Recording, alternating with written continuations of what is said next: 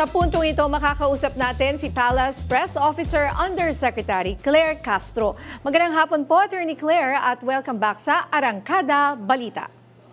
Yes, good afternoon, Nina, and good afternoon, Jack. At sa lahat na nanonood sa inyong programa, magandang hapon po sa inyo lahat. Unahin ko po kanina yung pinakita ni Pangulong BBM na malakas pa siya.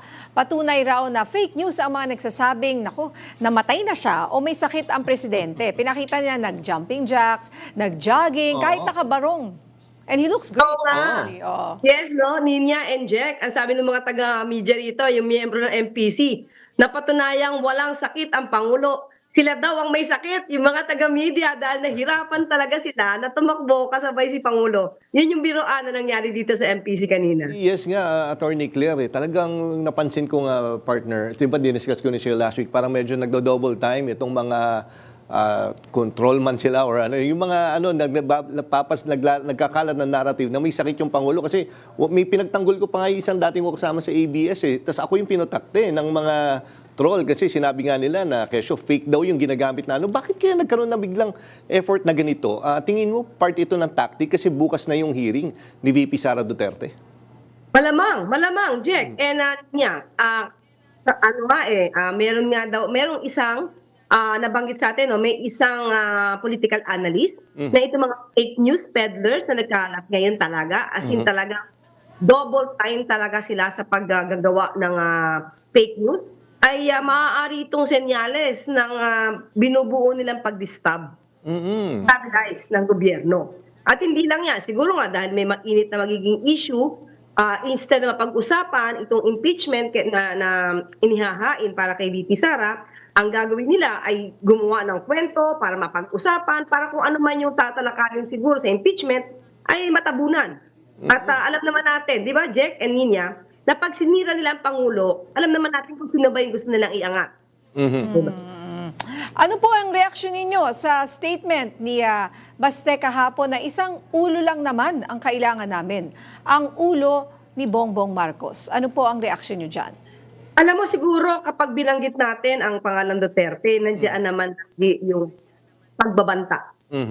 So, magmula sa kanilang ama kung paano magbanta ng buhay, sinanda ni Vice Presidente sa pagbabanta rin ng buhay ng Pangulo, ni First Lady at ni dating Speaker Romualdez. At ito, ngayon, ganyan pa rin ang kanilang mga lingwahe. So, dapat tayo maalarma sa mga ganitong klase mga pagbabanta sa buhay. Hindi ordinaryong tao ang hinihingi nila ang ulo.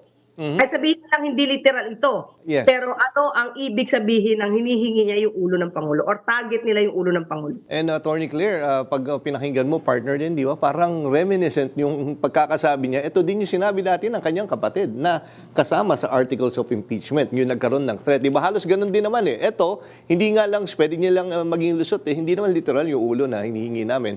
Pero ano nakikita niyo similarities po doon?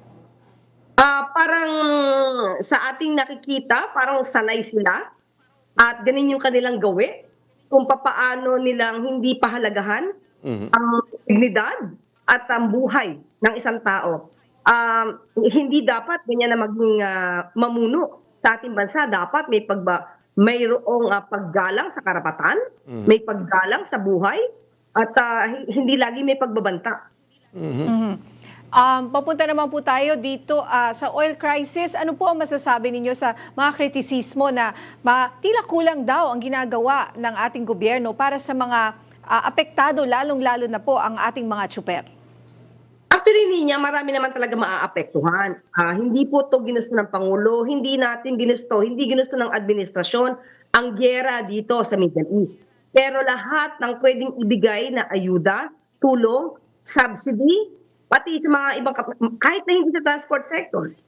Kaya nakita natin, nile-mention, nililista, ini-enumerate ng Pangulo natin, ano ang maaari at naibigay na. Maaari ibigay at ibibigay pa.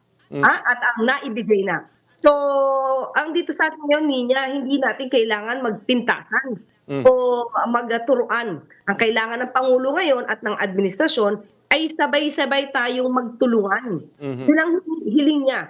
At kailangan ng pangunawa dahil hindi lang Pilipinas na nakakaranas nito, Nina and Jet.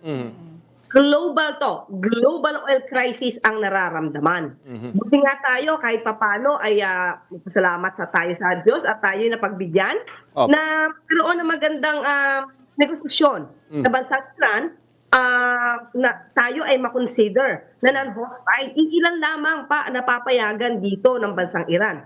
Kaya malaking bagay po to sa atin dahil ang kailangan po ng Pangulo ngayon ay magpatuloy ang supply ng petroleum, produktong petrolyo sa ating bansa. Attorney Claire, ako huling tanong lang, sorry partner, ibabalik ko lang doon sa ano. Naalala ko, nagtayo kayo ng isang parang website para sa fake news. Kamusta po yung response ng ating mga kababayan? Marami po ba kayo natanggap? Kasi kung matitingnan mo, yung mga ibang nag-aakusa na may sakit yung ating Pangulo, ay kumbaga hindi naman nila, kung may mga iba doon, mga personalities, hindi naman nila talaga binabanggit yung Pangulo natin. Pero laging may, kumbaga may konting mali siya. Sinasabi, may sakit ba? Buhay pa ba? Yung ganun. Paano natin makakasuhan po yung mga ganyan? Dito ang latest, Jack and Nina, ay nagkaroon ng MOA, ang PCO, kanina. Diyan kasama si Secretary Day. Nagkaroon ng MOA dito sa DOJ, kasama ang DICT, para kalabanin ang mga fake news. Ulitin natin kasi wag magamba, yung mga critical lang at legit naman ang kanilang mga sentimiento. Iba po ang fake news sa normal na sentimiento ng mga kababayan natin.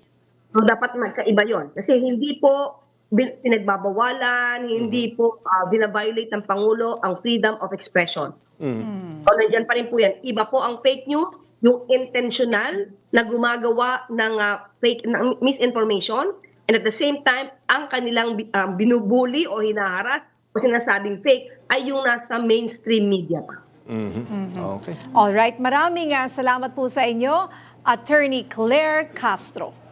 Salamat, Nina and Jen. Ingat po, ma'am.